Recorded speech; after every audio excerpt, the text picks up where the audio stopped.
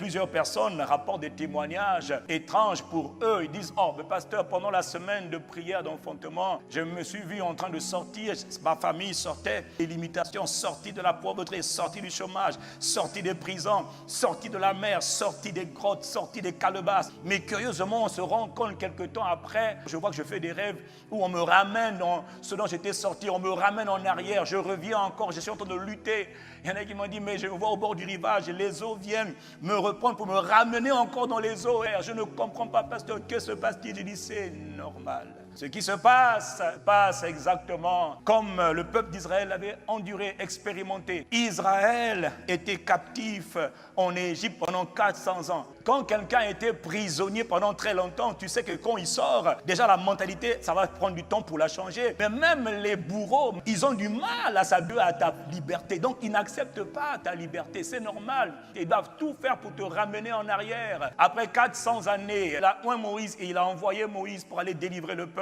Le peuple a été délivré avec une puissance extraordinaire. Mais on se rend compte qu'après qu'il soit parti, le cœur de Pharaon a été endurci. Mais regarde ce qu'ils ont dit. Ils ont dit, mais qu'avons-nous fait là? En les laissant partir, nous n'aurons plus leur service. Mais moi, je suis l'esprit d'homosexualité. Je suis l'esprit de débauche. Je suis l'esprit de manipulation. Je suis l'esprit d'alcoolisme. Je suis asthme. Je suis le diabète. Je n'ai plus de victimes. Je n'ai plus de proie. Je n'ai plus d'esclaves. Je veux faire comment? Oh non, il faut les ramener. Donc, Pharaon est réveillé, il a dit non. Et qu'est-ce qu'il a fait? Il les a poursuivis. Ils ont levé les yeux et ils ont vu que les Égyptiens étaient en marche. Ils ont éprouvé une grande frayeur et ils ont crié à Dieu. Et ils ont commencé à murmurer. Moïse a juste répondu au peuple, et je vous parle de la part du Seigneur, n'ayez pas peur de ce qui sont en train de vous poursuivre. N'ayez pas peur de ce que tu fais les mêmes songes. N'ayez pas peur. Dieu est toujours sur le trône, donc tout va bien. Alors il dit quoi? Moïse dit au peuple de continuer à avancer. Maintenant, et après, au verset 7, il dit à Moïse, lève ton bâton et exerce l'autorité. À qui donne-t-il cet ordre? À un homme qu'on appelle Moïse. Pourquoi quand les poursuivants, les ennemis viennent, pourquoi tout le monde est en train de paniquer? Le peuple panique. Mais Moïse, pourquoi lui ne panique pas comme le peuple? Moïse a une grâce particulière. Moïse a une caractéristique particulière. C'est que Moïse est un homme qui est oint de Dieu. Moïse est quelqu'un qui a la puissance de Dieu sur lui. Moïse n'est pas juste un croyant. Au milieu du peuple, il y a des gens qui sont oints. Au milieu du peuple, et des gens qui ne sont pas oints. Ceux qui ne sont pas oints paniquent parce qu'ils sont vulnérables. Mais ceux qui sont oints ne paniquent pas parce qu'ils savent qu'ils sont comme couverts.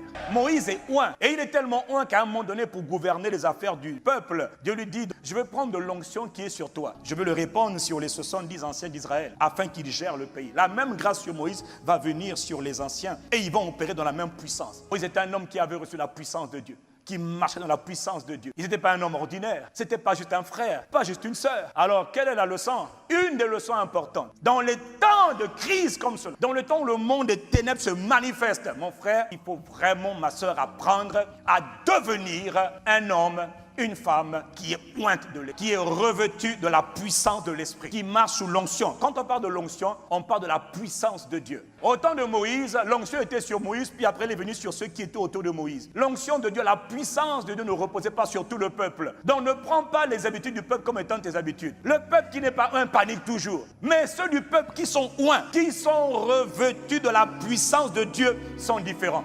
L'enfantement du destin se fait par la foi, dis Amen. On a vu qu'il faut le faire dans la prière, dis Amen. Mais il y a une autre caractéristique de l'enfantement, c'est qu'on ne peut pas enfanter son destin dans un monde des ténèbres aussi agressif sans être revêtu de la puissance de Dieu, de la puissance du Saint-Esprit. La volonté de notre Père a toujours et sera toujours que chaque enfant de son royaume marche dans la puissance du Saint-Esprit. Ce n'était pas le cas hier au temps de Moïse. L'onction est puissante. L'onction, c'est quoi? C'est la puissance de l'Esprit. C'est comme un manteau, c'est comme un vêtement que l'on met sur toi. Aux yeux des hommes, on ne voit rien. On voit que ta robe, on voit que ta chemise. Quand on te regarde spirituellement, on voit que tu as quelque chose. C'est comme si tu as une veste autour de toi. Tu as quelque chose qui fait que quand on veut te toucher, on ne peut pas te toucher. Pourquoi Moïse sortait du palais de Pharaon? Là où les autres meurent, on ne peut pas toucher à Moïse parce que Moïse est oint. Il a comme un vêtement qui le rend intouchable, qui le rend inébranlable. Et je veux pousser la réflexion un peu plus loin. Ce qui le rend intouchable, c'est la puissance. Cette puissance de Dieu, quand elle vient sur un homme, elle se manifeste comme un feu. Cette puissance de Dieu, quand elle te couvre, spirituellement, tu ressembles à quelqu'un qui est comme torchman ou fireman. Non, parce qu'il faut que tu comprennes comment on enfonce son destin, comment on manifeste la gloire de Dieu. Au milieu des ténèbres, les ténèbres ne connaissent pas le langage de l'amour. Ils ne connaissent pas, oh, laisse-moi Satan, laisse-moi esprit, je n'ai marre. Ils ne connaissent que le langage de la puissance. Aucun diable ne lâche quand tu dis seulement, laisse-moi, oh Satan, laisse-moi. Mais tout démon, tout esprit satanique va reculer quand il voit qu'il a affaire à un homme qui est puissant.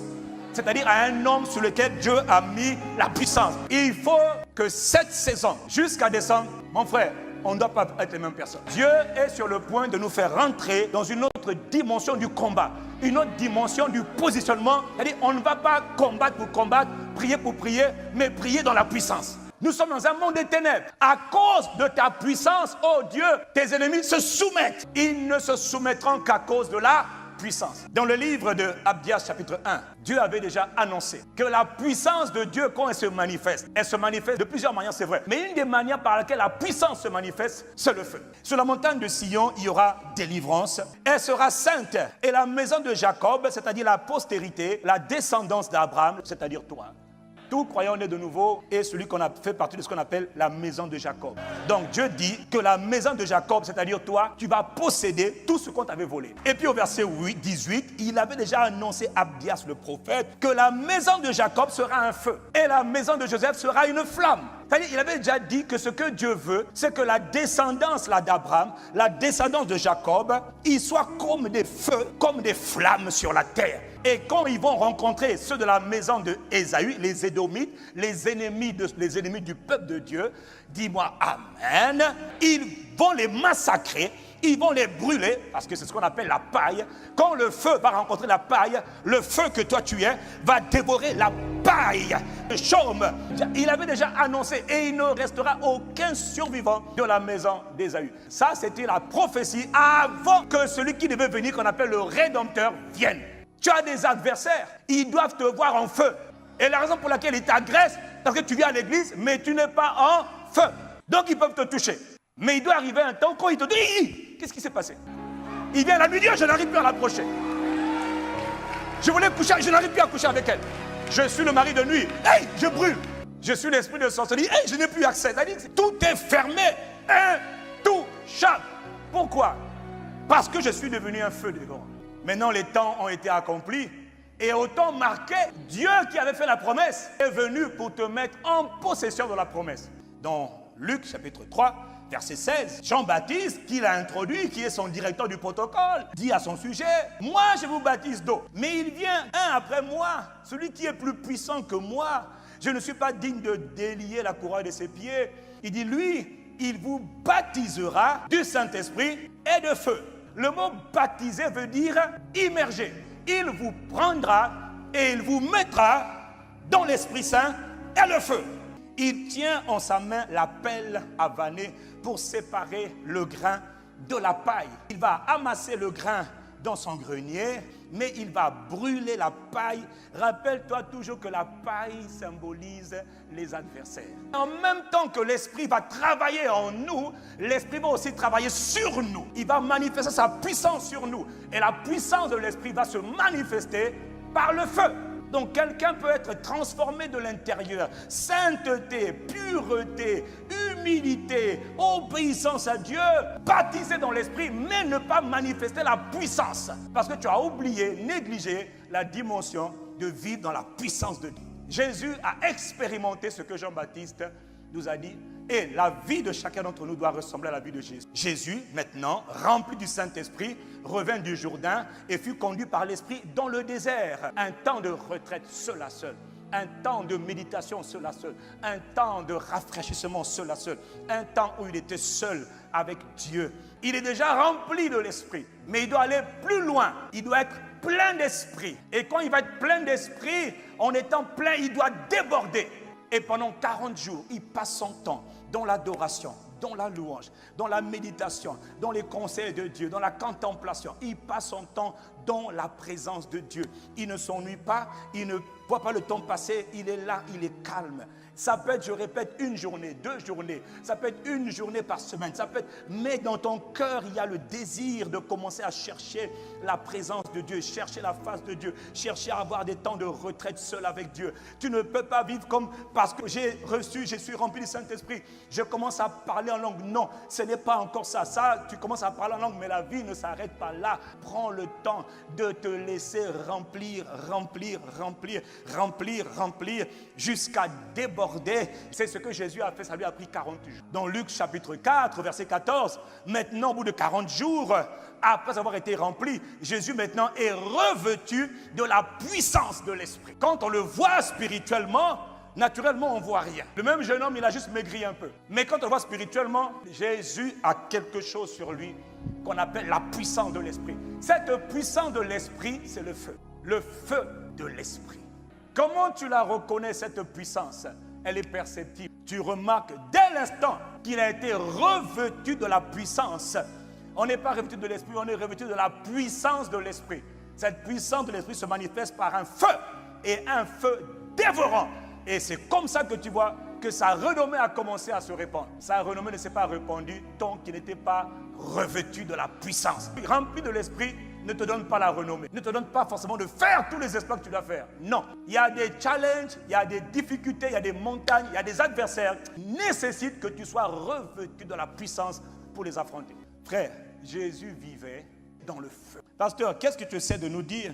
Jésus prêchait dans le feu, vivait dans le feu, dormait dans le feu, il se réveillait dans le feu, c'est-à-dire dans la puissance. Cette puissance de Dieu ne l'a plus jamais quitté. Il n'a pas besoin de dire, oh, protège-moi la nuit contre les méchants. Il sait que c'est les méchants qui doivent faire attention à lui. Parce que lui, il est dans le feu. Donc, en fait, le vrai challenge, c'est de vivre dans le feu. Il chassa les démons par sa parole. Matthieu 8, verset 16. Donc, la parole sort comme un feu. Tous les démons disent, je m'en vais. Ah! Quelle grâce! Jésus nous a dit, voici, je vous ai donné le pouvoir de marcher sur les serpents, sur les scorpions et sur toute la puissance de l'ennemi. Rien ne peut vous nuire. Oui, mais le problème c'est que beaucoup d'entre nous, nous sommes nuits. Voilà pourquoi tu as peur de prier dans certains cas. Il y en a qui vont dire, la prison familiale, là, je ne peux pas sortir. Il faut seulement rester à l'intérieur. Parce que j'ai peur des représailles. Jésus avait dit que rien ne pourra vous nuire. Mais en fait, il disait cela parce qu'il savait que rien ne peut te nuire si tu vis, tu pries, tu marches en étant rempli de feu. En étant revêtu de feu, tu peux marcher sur le serpent va dire aïe, aïe. Et toi, c'est lui qui sent. Toi, tu ne sens pas. Pourquoi? Il y a un feu autour de toi. Il y a un feu qui déborde et qui embrase le serpent. Tu marches dessus. Et dit, et personne ne pourra te nuire parce qu'ils ne pourront pas t'approcher. Il a dit, ne touchez pas à mes oins. Ne faites pas de mal à mes serviteurs. Il n'a pas dit, ne touchez pas à mon peuple. Il a dit, ne touchez pas à mes oins. C'est-à-dire ceux du peuple qui sont oins, qui ont le revêtement de puissance sur eux, on ne les touche pas. Pasteur, le feu là vient d'où? Non, le feu de Dieu ne vient pas du ciel. Le feu de Dieu, c'est une personne. Il est venu depuis le jour de la Pentecôte. Des langues semblables à des langues de feu se posèrent sur chacun d'eux. Et, écoute bien, ils furent remplis du Saint-Esprit. Donc, le feu acquis par une personne, on appelle l'esprit. Et l'esprit les a remplis. Le feu ne viendra plus. Le feu est là. Le feu est présent. Et ils ont commencé à prier en langue. Bon, maintenant, laisse-moi t'expliquer quelque chose. Une réalité. Ça, c'est toi. Tu étais vide sans Jésus. Le jour où tu nais de nouveau, tu deviens un vase dans lequel l'Esprit de Jésus peut venir habiter. Maintenant, quand tu as cru, tu dois être baptisé du Saint-Esprit. Dieu fait 2 choses avec toi. Un, maintenant Dieu te remplit du Saint-Esprit, comme Jésus-Christ. Et là, on commence à prier en langue. Oui, parce que maintenant, le feu de Dieu, c'est lui. Ce n'est pas un feu dévorant encore, mais c'est une mesure. Et là, tu es content, mais tu es toujours frustré. Parce que beaucoup de choses ne chantent toujours pas. Et puis, alors tu demandes au Seigneur, remplis-moi. Mais il a dit, si quelqu'un a soif, qu'il vienne à moi et qu'il boive. Donc, plus tu demandes, magnifique présence, remplis-moi, il te remplit. Et là, tu commences à prophétiser. Ma soeur, je vois ça là. Tu commences à prophétiser. Et pour toi, tu penses que tu es arrivé. Non, tu n'es pas encore arrivé. Toujours beaucoup de challenges, beaucoup de frustrations. Et plus tu demandes à Dieu, pendant qu'il est en train de te remplir, ton cœur est en train de changer. Il met en toi la passion de sa parole, la passion de sa présence, la soif de Dieu. Plus tu demandes, il te donne. Et beaucoup sont arrêtés là. Ils sont allés faire le ministère. J'ouvre une église. Mais Dieu, c'est le Dieu de la plénitude. Tu n'es pas encore plein. Tu ne cherches pas la plénitude. Tu cherches à te faire voir. Tu as eu un peu, tu te vantes. Ce n'est pas comme ça que ça fonctionne. Il faut demander. Demander quoi? La plénitude. ta présence se comble. Et là, pour être rempli, il y a un mystère, c'est le temps. Pourquoi tu veux être rempli? Tu voudrais déborder, mais tu ne débordes pas encore. Le revêtement de puissance dont on parle, qui vient de l'intérieur, tu as un petit niveau. Donc là, tu chasses quelques démons, les démons partent. D'autres démons disent, toi, tu es qui? Tu dis, bon, je te laisse, je vais chercher l'autre démon. Donc il y a des démons que tu peux chasser, deux démons que tu n'arrives pas à chasser. Est-ce que je parle à quelqu'un? Il y a des situations que tu arrives à changer. Ah, mais même tes situations, toi, ne changent pas encore, parce que tu sens que c'est encore, tu n'as pas encore le niveau. Il faut augmenter le niveau. Parce qu'il faut qu'on enfonce notre destinée glorieuse en Christ. Mais le niveau est trop bas. Il y en a qui font des ministères sur la base de ce niveau. Ils guérissent les malades, mais pas tous les malades. Jésus guérissait toute maladie, toute infirmité. Nous, c'est encore quelques maladies, encore 1 sur 20. Lui, il n'attend que toi. Plus ta présence. Tu restes dans sa présence. Jésus est resté 40 jours. Moïse aussi est resté 40 jours sur la montagne. Donc, il y a un temps pour que l'imprégnation, pour que le feu là soit manifeste. C'est le feu de l'intérieur. Alors plus tu pries, plus tu le cherches, plus tu as soif, plus il te remplit. C'est ça. Une des raisons pour laquelle tout le monde ne manifeste pas le feu, la plupart, c'est parce que ça demande trop de temps. Moi, je passe juste 1 heure par jour. Il te dit, reste dans ma présence aujourd'hui, toute la journée. Prends une autorisation d'absence, reste dans ma présence. Toi, tu n'arrives pas parce que tu as les copains et les copines à voir. Alors, il te donne un peu seulement. Mais plus tu cherches Dieu, plus tu le désires, plus tu as soif de lui, plus il te remplit. Parce que lui, c'est un Dieu d'amour. Hein. Il fait tout par amour. Plus on l'aime, plus il te donne le meilleur. Tu l'aimes, il te remplit. Magnifique présence. Ah, tu es en train de m'honorer, il te remplit. Et plus il te remplit, plus tu te sens mieux, plus tu deviens plus efficace. Tu n'es plus la même personne. Tu prends plus de temps et là tu arrives là. Ah, tu es arrivé à la limite de toi-même. Et là qui ont dit, ça y est, je suis plein. Non, il y a un autre niveau de plénitude. Toi, tu es plein, tu sens que ça va beaucoup mieux. Le nombre de miracles augmente, le nombre de guérisons augmente. C'est ça notre vie à nous tous. Hein. Puissance, prédication, parole, enseignement, révélation, ça augmente. Maintenant, il y a une autre dimension où tu es tellement plein, mais tu en veux tellement. Lui, il a une particularité, c'est que chez lui, il n'y a pas de limite. Et tu te demandes encore, tu prends encore le temps dans sa présence, le prix à payer, c'est la présence de Dieu. C'est investir ses temps, ses heures, ses journées, ses week-ends, donc pas dans les distractions, mais dans sa présence, dans le lieu secret entre lui et toi. Et plus tu le fais, alors plus il commence à augmenter la dose et il commence à te remplir. Et là, franchement, maintenant tu es rempli de lui. C'est là, écoute-moi, que tu vis permanemment dans sa présence. C'est là maintenant que tu commences à déborder. C'est là qu'on dit maintenant que ta coupe elle est pleine et elle déborde. Et c'est là qu'on commence à voir le feu commencer à se répandre autour de tout. L'autorité, les paroles, l'évangélisation, la prière, tout chez toi commence à ressembler à le feu. Sans que tu fasses d'efforts, tu dors, tu deviens intouchable. Mais ça, c'est une dimension qui vient avant la dernière. La dernière, c'est quand tu es plein de lui. Tu es complètement à l'intérieur. Là, tu es dans le feu, tu vis dans le feu, tu nages dans le feu. Frère, ce que tu étais, c'est ça qu'on appelle être baptisé dans l'esprit et dans le feu. Jésus vivait dans cette dimension. Ça, c'est la plénitude de l'esprit. Jésus était immergé dans le feu. C'est dans cette dimension-là que tu vois, il n'existe même plus. Il est trempé dans le feu. Il est soumis à l'esprit. Il est obéissant à l'esprit. Il aime l'esprit. Il vit dans le feu. Voilà pourquoi quand il rentre dans cette dimension-là, les miracles se font de manière naturelle. Parce qu'il ne contrôle plus sa vie. Il est contrôlé maintenant par l'esprit. La puissance de Dieu vient de l'intérieur. Elle se manifeste à l'extérieur. Ce n'est pas un feu qui vient du ciel. Dans la nouvelle création, non. Le feu vient de l'intérieur. Et il faut qu'il déborde. Et pour déborder, paye le temps. Paye le prix. Médite. Cherche-le. Obéis-le. Soumets-toi à lui. Aime-le. Désire-le. Apprécie-le. Et c'est là qu'on a des problèmes. Parce que quand on dit réunion de prière, jeûne, dimanche, tout le monde est là. Mais pendant le temps de prière, de jeûne et de prière, quand on vient juste dire Esprit du Seigneur, nous nous abandonnons. Tout le monde n'est pas prêt à payer le prix dans la présence de Dieu. Les hommes de feu, c'est les hommes qui demeurent là, papa. Ils demeurent là. Ils vivent dans le feu. Ils dorment dans le feu. Il prêche dans le feu, il enseigne dans le feu. Il est rempli de l'esprit jusqu'à déborder. Et c'est là, frère, que Dieu t'attend. Or, toi, tu es encore là et tu es satisfait. Là, la gloire de Dieu ne peut pas être totalement visible. Mais tu auras quelques victoires, mais tu es frustré. Le jour où il n'y a plus de frustration, c'est parce que tu es dedans.